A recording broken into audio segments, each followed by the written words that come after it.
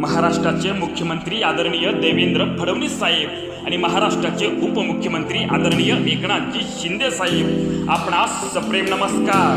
नाशिक जिल्ह्यातून चांदवड तालुक्यातून मुख्यमंत्री युवा कार्य प्रशिक्षण योजनेचा एक आवाज बोलतोय साहेब नमस्कार। मागच्या काही कालावधीमध्ये आपण लाडकी बहीण योजना आणली आणि महाराष्ट्रातील सबंध लाडकी बहीण प्रचंड खुश होती।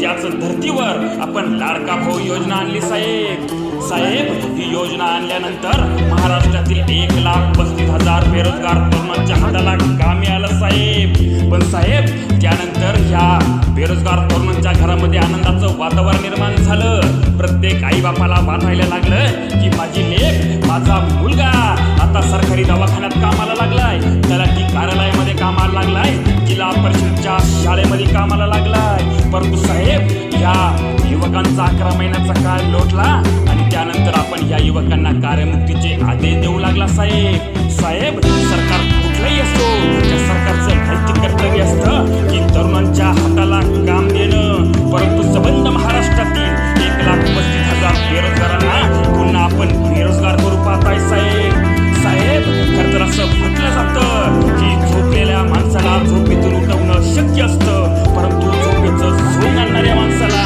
कसं उठवायचं तुम्ही सांगा साहेब। महाराष्ट्रातील 1,35,000 प्रशिक्षणार्थी 11 महिन्यांचं प्रशिक्षण घेऊन प्रचंड सक्रिय असून आपल्या जिल्हा परिषद शाळेमध्ये मुलांमध्ये प्रचंड मोठा आमूलाग्र बदल दिसून आलाय साहेब। आणि त्या धर्तीवर या युवकांना आणि या प्रशिक्षणार्थ्यांना पुन्हा बेरोजगार करू नका साहेब। या तरुणांना न्याय द्या।